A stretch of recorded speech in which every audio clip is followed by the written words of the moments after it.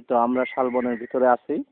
ইনি হচ্ছে রাসেল, আর আমি তার সফর সঙ্গী রাজু আহমেদ। ঠিক আছে, ওকে ওকে। হ্যাঁ, আমরা এখন আমাদের দৃশ্যগুলোকে ধারণ করব। এটা যে একটা কত বড় শালবন আপনারা নিজ চোখে না দেখলে বুঝতে পারবেন না। আসলে লালমেট জেলাটা অনেক সমৃদ্ধ, বাট আমাদের জেলাটা কি আমরা কেউ কোনোদিনও ফিল করি নাই বা ঘুরি নাই, সেই কারণে আমরা বুঝতে পারি না যে আমাদের জেলা সম্পর্কে। সত্যি কথা বলতে যে আমরা অনেক সময় অনেকে টাকা বা বাস ইত্যাদির মাধ্যমে আমরা স্বপ্নপুরী, তারপর ভিন্ন জগৎ, এই জায়গাগুলো যাই, কিন্তু এতে প্রাকৃতিক সৌন্দর্য বলতে কিছুই পাওয়া যায় না। তবে বাস্তবতা কি, আমাদের নিজের জেলায় যে প্রাকৃতিক সৌন্দর্য ভরপুর, সে বিষয়টা আমরা কোনোদিনও লক্ষ্য করিনি। তাই আমার ছোট ভাই রাসেল, এই তো দেখতে পাচ্ছেন, আর আমি রাজু, আমাদের স্বইচ্ছায় প্রাকৃতিক সৌন্দর্য উপভোগ করার জন্য এই সাইকেল নিয়ে বের হয়েছি।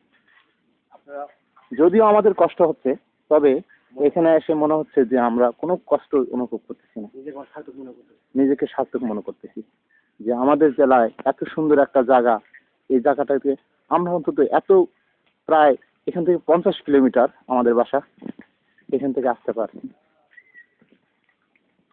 এই তো দেখতে পাচ্ছেন শালবনের ভিতর দিয়ে এটা রাস্তা। এটা যদিও লোকালয়, ভিতরে অনেক গহীন জঙ্গল আছে, যেটা হয়তো আমাদের এখন যাওয়া সম্ভব হচ্ছে না, যে এত গহীন, আমরা গেলে হয়তো এখানে হারিয়ে যেতে পারি। এই তো দেখতে পাচ্ছেন যে শুধুমাত্র সাইকেলে ভর করে আমরা এত দূর চলে আসি, যা আমরা বলবো যে তারুণ্যকে হার মানায়। অনেকে আসছে মোটর সাইকেলে বা ইয়েতে, ভালো ভালো যান্ত্রিক যে ইঞ্জিনগুলো আছে সেটার মাধ্যমে আসে, বাট আমরা যে এভাবে আসতে পারবো তা কখনো ভাবিনি। এটা বলতে পারেন আমাদের একটা অ্যাডভেঞ্চার বা দুঃসাহসমূলক একটা কাজ, যেটা শুধুমাত্র আমাদের দ্বারাই সম্ভব হয়।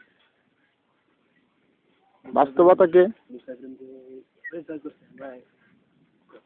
হ্যাঁ, অনেকে অনেক কিছু আমরা জানি। বাংলাদেশে অলরেডি এই লালমেট জেলার কৃতি সন্তান মুসা ইব্রাহিম প্রথম এভারেস্ট জয় করছে, বাট আমার মনে হয়, আমি জানি না যে এত দূর বা এইভাবে যে কেউ সাইকেলে ভ্রমণের মাধ্যমে কেউ আসতে পারছে কিনা। জি ভাই,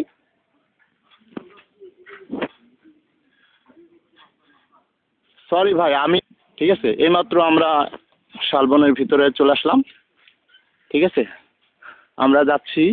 এই তো এটা একটা গহীন পথ, যদিও আমাদের যাওয়া ঠিক হবে কি না সেটা বলতে পারছি না, তবে ভিতরে যাওয়াটা হয়তো নিরাপদ হবে না, কারণ অনেক গহীন। ওকে, আসলে এই তো দেখতে পাচ্ছেন বিশাল একটা বন। এখানে আমার যেতেও ভয় লাগতেছে এবং আমার কথা বলতেও ভয় লাগতেছে। ঠিক আছে, আমার এই তো দেখতেছেন রাসেলও ভিতরে যাচ্ছে।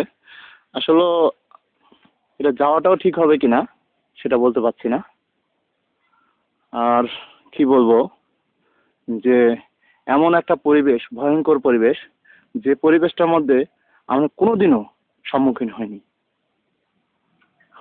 আর সত্যি কথা বলতে আমাকেও ভয় লাগতেছে, যদি কোনো জীবজন্তু আমাদেরকে অ্যাটাক করে, হয়তো আমরা এখান থেকে প্রস্থান পাবো কিনা তা অনেক সন্দেহ। একটা আপনারা দেখতে পাচ্ছেন কেমন একটা ধুধুর পরিবেশ, মনে হচ্ছে যে কি একটা অবস্থা।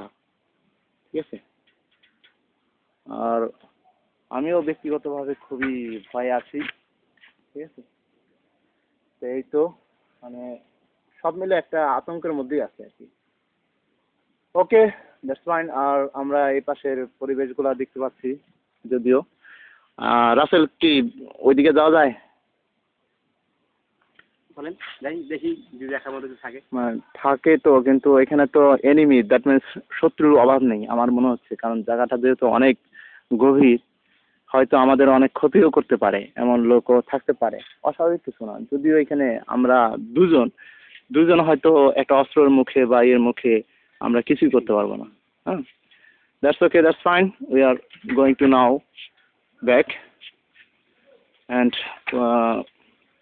finally we saw very fine nature to own the everywhere. So going on. Okay? That's okay. আল্লাহ হাফেজ। এইমাত্র কিছুটা ইনস্ট্রাকশন আমরা নিলাম। ইনস্ট্রাকশনের মাধ্যমে জানতে পারলাম যে এই পাশ দিয়ে ঘুরে গেলে আমরা হয়তো ভিতর দিয়ে যেতে পারবো, তবে যাওয়াটা কেমন হবে তা জানি না, হয়তো যেতে পারবো আর কি। যদিও পরিবেশটা বুঝতেই পারছেন অনেকটা অন্ধকারাচ্ছন্ন।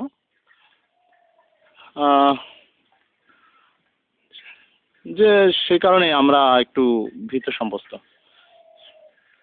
যে ওভারঅল গেলে কি হবে না হবে সেটা নিজেকেও আমরা বলতে পারছি না যে কি হবে। ওকে, আর দেখতে পাচ্ছেন যে এই পাশে বনের ভিতর দিয়ে যে রাস্তাটা গেছে অনেকটা কাদাকা। আসলে যাওয়াটা যে আমাদেরকে যুক্তিসঙ্গত হবে কি না সেটা এখন দেখার বিষয়, কারণ এই সময়টা হচ্ছে দুপুর সময়, তাই দেখেন অনেকটা অন্ধকারাচ্ছন্ন। আর এই সময় সাধারণত বনের আশেপাশে অনেকেই থাকে না, যে কারণে অনেকে এর সুযোগ নিতে পারে। ওকে, এখন কি করা যায়? এখন তো মনে হয় আমাদের সামনের পথে মানে কি তোমার কি মনে হয় যে সামনে যাওয়া দরকার না পিছনে ব্যাক করা ভালো? পিছনে ব্যাক করা ভালো। আচ্ছা, ওকে, দ্যাটস ফাইন। আমরা এখন পিছনে ব্যাক করব। ওকে, মাত্র আমরা ব্যাক করছি। যে ব্যাক করার প্রধান উদ্দেশ্য হচ্ছে যে আমরা এখানে বেশিক্ষণ অবস্থান করব না, যে কারণে আমরা ব্যাক করছি। আর ব্যাক করার প্রধান কারণ হচ্ছে এখানে আমরা এর পরিবেশ, আশেপাশের যে পরিবেশ বলতে যে মানুষের যে পরিবেশটা সেটা ভালো লাগছে না, কারণ আমরা এখানে দুইজন শুধু, আমি আর রাফেল, যে কারণে আমাদেরকে চলে যেতে হচ্ছে। আর দর্শক আপনারা দেখতে পাচ্ছেন যে যদিও আশেপাশে এই সাইডটাতে অনেক দেখা গরু ছাগল বা বাড়িঘর আছে, তবে বাট এই পাশটা দেখেন, এই পাশটা অনেক গহীন, যে এখানে ভিতরে ঢুকতে গেলেও অনেক হয়তো চড়াই উতরাই পেরিয়ে ঢোকা যাবে, তবে ঢোকাটা অনেকটা নিরাপদ হবে না আশা করি। আর যে কারণে দেখতে পাচ্ছেন যে গহীন জঙ্গল, মানে প্রধান রোড যেটা বনের ভিতর দিয়ে আমরা বলবো যে এটার দুপাশেই বন। আমরা এখানে দুজন সাইকেল চালা যাচ্ছি, এই তো দেখতে পাচ্ছেন দুইটা সাইকেল পাশাপাশি। আর মূলত এই সাইডটা হচ্ছে প্রধান, যে কারণে এই জায়গাটা অনেক ঘন, এবং এই দিনের বেলায় দেখেন ঝিঝি পোকা ডাক শুনতে পাবেন এখানে আসলে, কারণ যেটা অবিশ্বাস্য, কারণ দিনের বেলা সাধারণত ঝিঝি পোকা ডাকে না। এর প্রধান কারণ হচ্ছে যে এটা অনেকটা নিস্তব্ধ এবং গহীন, যে কারণে ঝিঝি পোকার ডাকটা আমরা অনেক দ্রুত শুনতে পাচ্ছি। এখানে অনেক কাঠুরি আসে।